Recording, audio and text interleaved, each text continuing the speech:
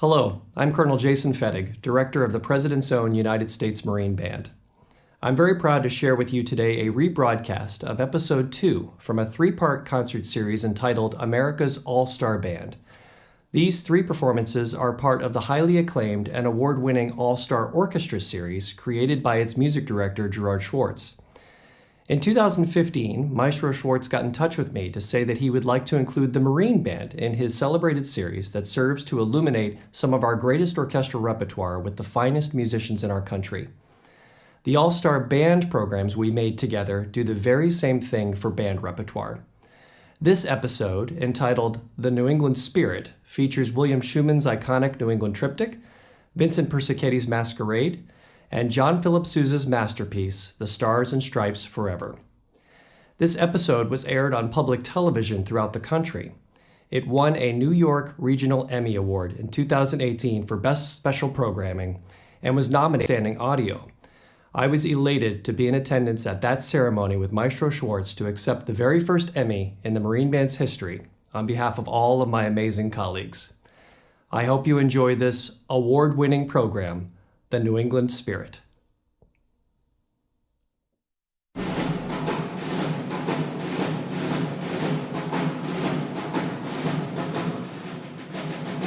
Celebrating a proud history of musical excellence, bringing together the best players in the country, performing masterpieces for symphonic band that thrill the spirit and move the soul. America's band for over 200 years, performing for you. Welcome to our program. Today, the All-Star Orchestra is very honored to present the United States Marine Band, opening with William Schuman's New England Triptych.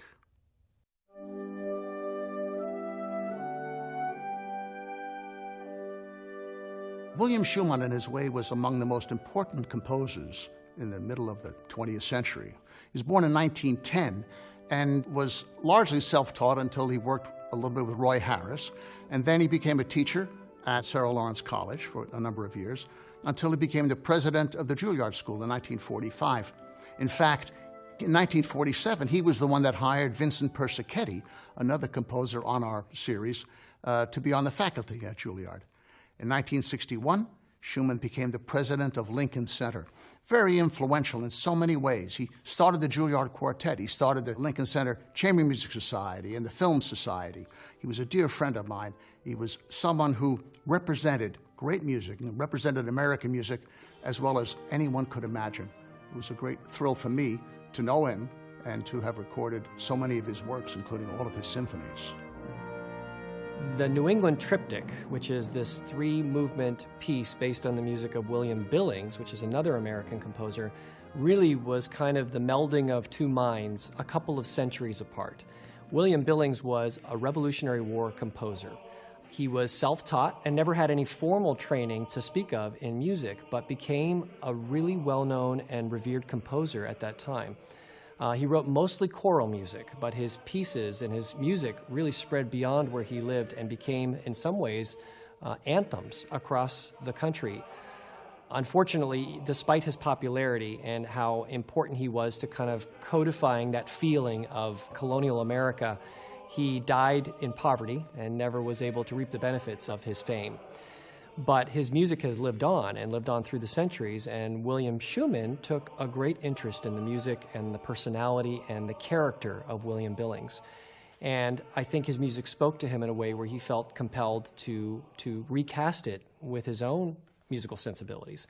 And such was that New England Triptych was born. And so there are three movements to New England Triptych. The first movement is based on a Billings tune. It's called Be Glad Then America. Be Glad Then America, first movement of New England Triptych, starts out with a symphony solo, requiring only 3 pitches, but in that case, making as much music out of it is a real challenge for me.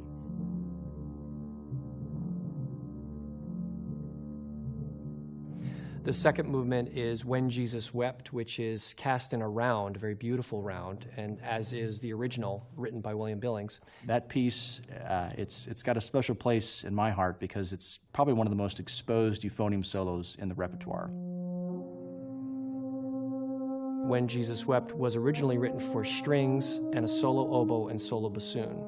Now, Schuman could have very easily written the band version as winds, but kept the solo oboe and solo bassoon, but instead he completely reimagined that movement. So not only do you have all the wind players playing the string parts from the original, but instead of a solo oboe, he moves that first part to the solo cornet. And instead of a solo bassoon, he moves it to a solo euphonium, two very distinctly band instruments, cornet and euphonium.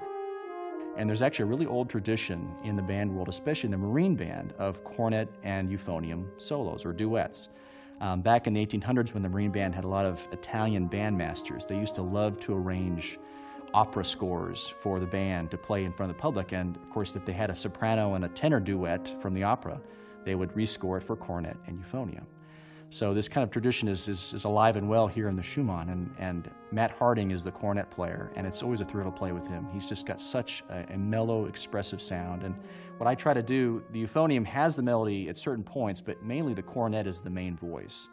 And so what I try to do is kind of weave in and out of the texture, almost like a shadow in the background, kind of a counterpoint to what he's doing with the melody. Of course, the title kind of says it all, you know, it's from Scripture, and what's interesting about it, because it's, you know, When Jesus Wept obviously has a somber tone to it, but what I really am happy about, B flat to an F, and that interval is just, it's almost like a ray of hope in the middle of this really sad hymn that, you know, something's going to be okay before we kind of go back into this somber thing. And I'm really glad he gave that to the euphonium, because that's one of my favorite parts of the piece.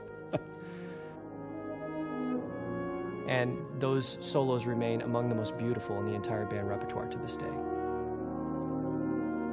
The third movement is Chester, which is the most popular of Billings' tunes and has become the most popular also of Schumann's suite. A classic, a standard in band repertoire. I can remember playing the Chester in high school. I can remember playing Chester in college. And I can remember playing Chester 8 years ago on the inauguration when it was really cold. I will never forget that. I mean, that is a hard piece to do in 20 degrees. You know, it starts out with that delicate soft section. What I love about Chester is the opening chorale. It's just this sustain, the woodwind start, and then the brass come in, and it just really works. And then we get to the fifth section, you go boom, boom, and it gets into, once again, a very driving type of piece. And we bring back the chorale at the end. I just think it's just so well written. Another one of those pieces that is a standard piece for us, very well written for the ensemble. From a band perspective, Chester was the first piece that came into existence. Schumann had written this New England Triptych for orchestra first, and he was commissioned to write a piece and for band, and he decided that he loved Chester so much he wanted to reinvent Chester for band. And so he took a relatively short movement, I think the original is only about 3.5 minutes for the orchestra, and he spun that out into a nearly 6-minute overture, and it became Chester Overture. His music was so well received in the band community, and Chester was such a huge success that he went back later on and transcribed the other two movements and made the whole triptych. But that means that the band New England Triptych is a little bit different than the orchestra New England Triptych, because Chester is a more substantial movement. And since that time, New England Triptych has become an incredibly important piece in the band community. It's become absolutely one of the great staples of our band repertoire. And I would dare say it's performed as much, if not more, in the band world today than it is in its original orchestral version. And because Schumann himself transcribed the pieces, and because they are a little bit different in the band version than the orchestral version, they have really become new pieces in and of themselves.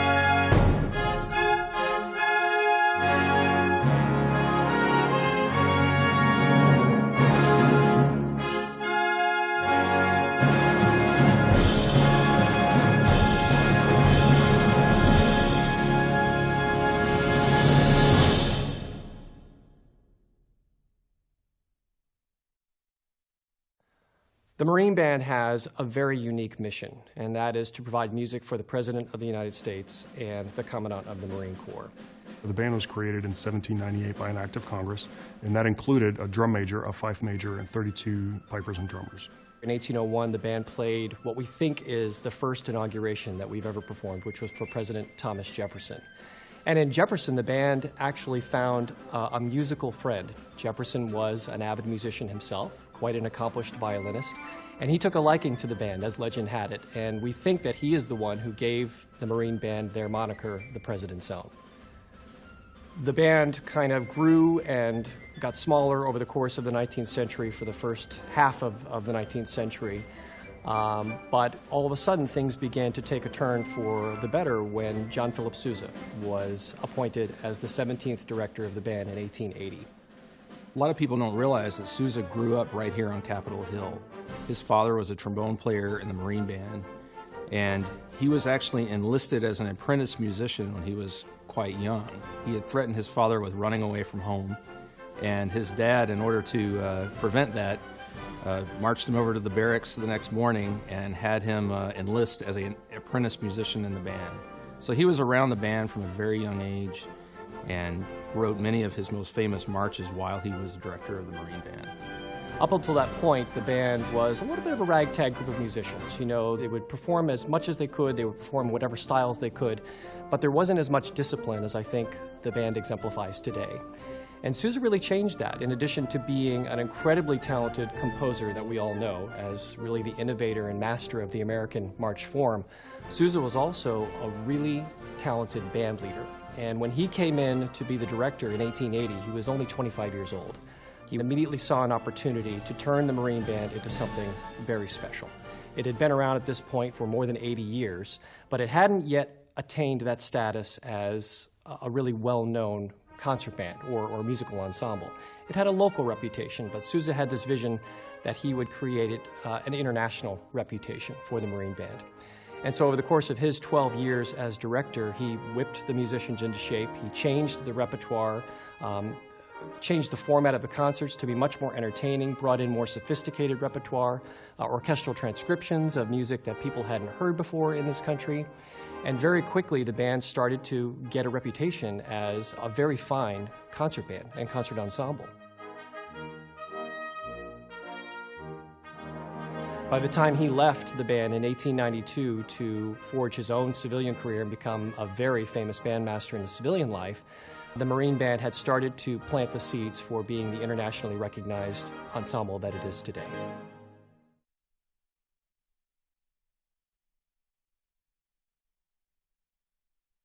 Vincent Persichetti was one of the first orchestral composers, largely orchestral composers of the mid-20th century, to write a substantial amount of music for band.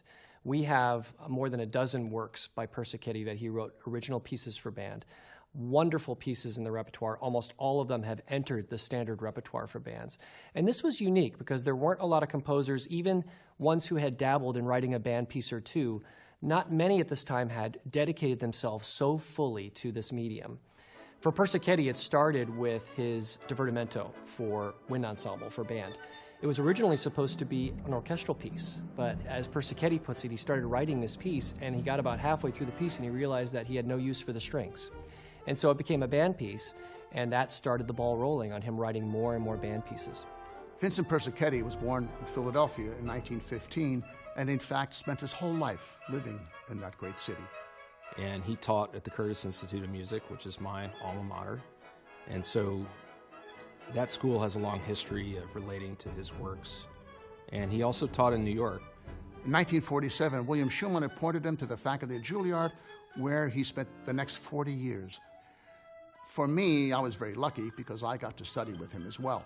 He was an inspiration to so many of us at Juilliard, and again, a great friend and a great composer. His Masquerade for band is, I think, one of his most brilliant pieces. The theme for the Masquerade was taken from his theory book. He wrote these little themes, these little musical orphans, as he called them, and one of them kept sticking with him. He couldn't get it out of his head. And so instead of trying to exercise it out of his head, he decided to make an entire piece out of it. So he took this little tiny snippet of a musical kernel and he spun it into a 12-minute piece for band, a set of variations that take kind of an atypical form. It's not your typical theme and variations where you have the theme and then they get more and more complex as they go. He kind of skips around a bit and creates musical personalities. In some of the variations, it's very difficult to hear the original theme. He's so clever in how he reorders the notes and how he flips things around. And in others, it's very obvious what the theme is. And there's just a very logical, wonderful flow to how the music goes from this opening theme all the way through this succession of variations and a very satisfying conclusion. He's the perennial band composer. He had a way of orchestrating for band that no one else has been able to replicate or even come close to. There's something I find satisfying about the way he scores things. His medium seems to separate the different choirs of the band. So he has the clarinets and the woodwinds, the brass, and of course the percussion, and he plays off those three sections throughout the piece in just absolutely interesting ways. He described his music as gritty and graceful, and I think it's a good description of it because it has some very harsh moments, very aggressive articulation and biting kind of things going on, and then it'll shift into this more lyrical, really beautiful, pastoral kind of writing. So I think it's a nice contrast that he gets within the suite. Persichetti has a strange way of combining things that sound like Renaissance music with things that sound like jazz and then things that sound like sort of angular 20th century modernism. He somehow gets all that to work in one coherent thing. So it's sort of timeless. You know, some of it sounds like it could have been written yesterday, which is very interesting to me. It doesn't sound dated, and even though I've played these pieces many times, I don't seem to get tired of them. It's a lot of fun. I really enjoy playing Persichetti, the dissonances and the syncopation in there. I think out of all the pieces that he's written, Masquerade is probably one of my favorites, if not the favorite. He just does textural things and dynamic things that are just so original for that time period, and I think still remain fresh today in the 21st century. I think in Masquerade for Band, you get all of Persicchetti's greatest strengths as a composer. This incredible rhythmic drive, and this really unique use of band color. Persichetti was experimenting as he wrote his band pieces. He wasn't just using the old formulas that other composers had used, and this instrument always pairs with that instrument, and percussion always looks like this. He brought in different techniques, different sounds in the percussion section, different combinations of instruments that might create a new sound that might be unfamiliar. And I think a lot of credit should go to Persichetti for helping the band to grow its sonic palette, to find ways to sound different with every piece and not just sound the same over and over again in different music.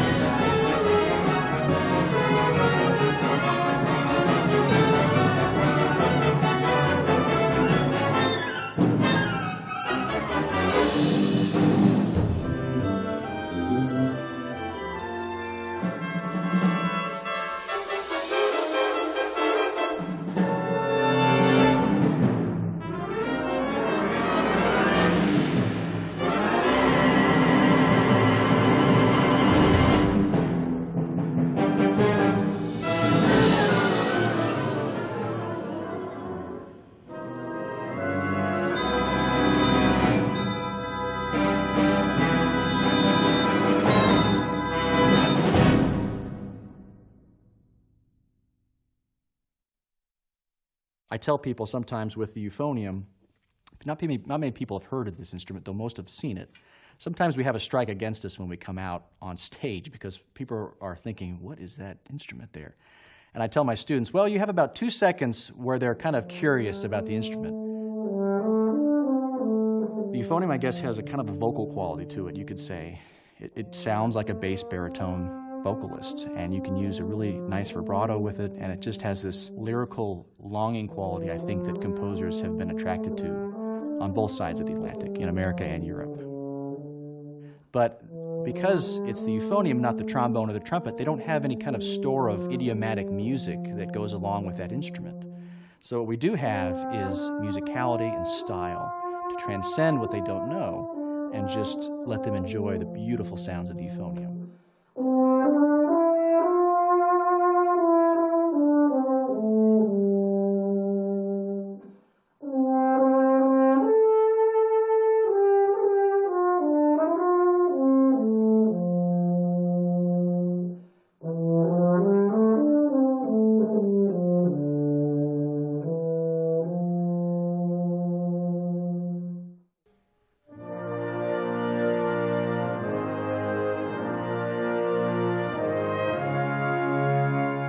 The uniforms that the Marine Band wears are unique.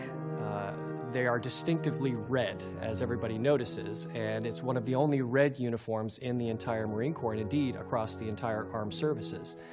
The reason for that is because it's rooted in a tradition of when musicians used to be on the battlefield. And the purpose of the band originally in the military was to send signals up and down the line of battle. And so the musicians traditionally wore the opposite colors of the troops in the rest of the Marine Corps.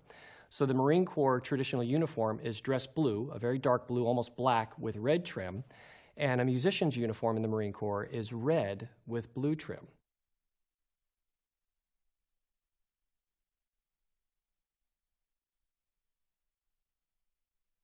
John Philip Sousa is, of course, almost solely responsible for perfecting the American march form.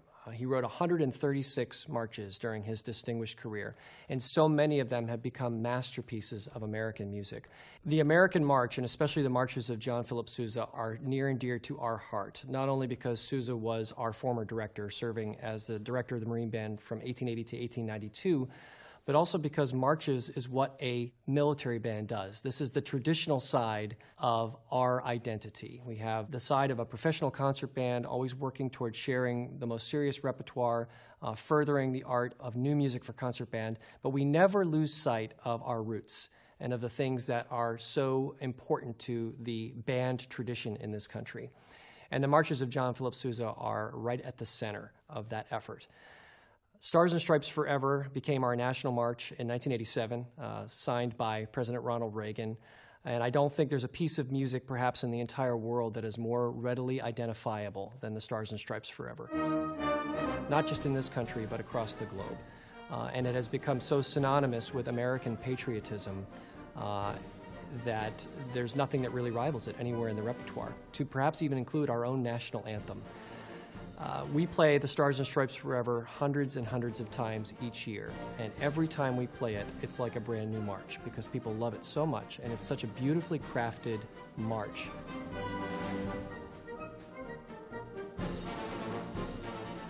It's sort of an old friend. And it's the #1 piece that we play every time we perform. When you see the look in their eyes, especially when we stand up, I don't care if I played it 500 times in that last week, it's like the first time you're playing it because you feed off that reaction of the crowd and you see the reaction of their faces. It's incredibly, it's exciting to play.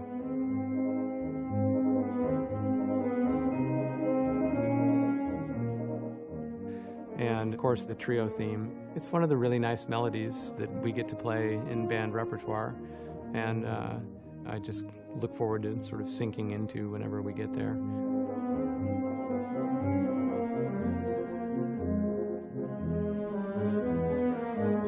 There is a very well-known excerpt from Stars and Stripes.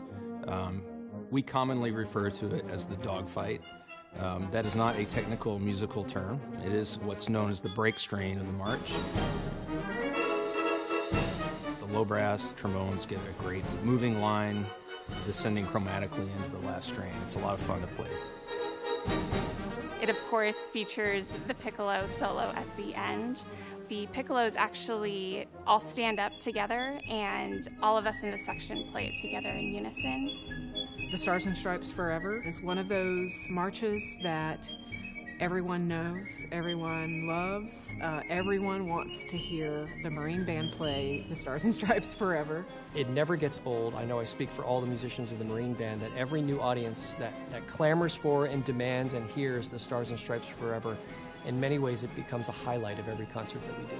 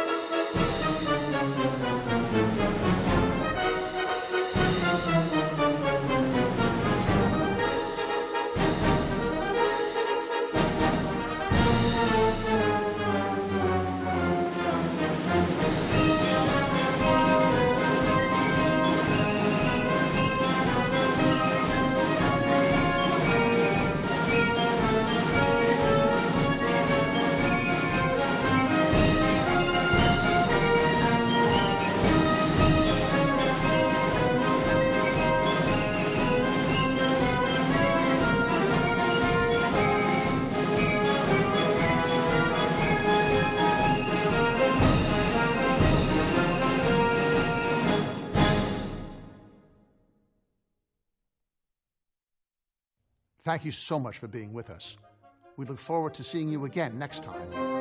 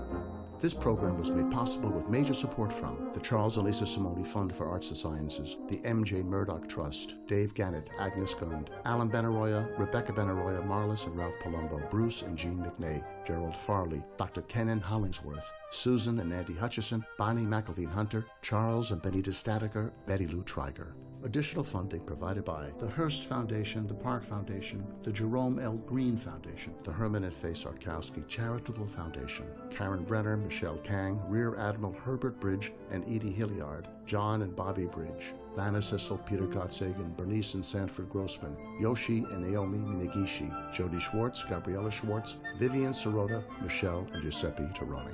Other support by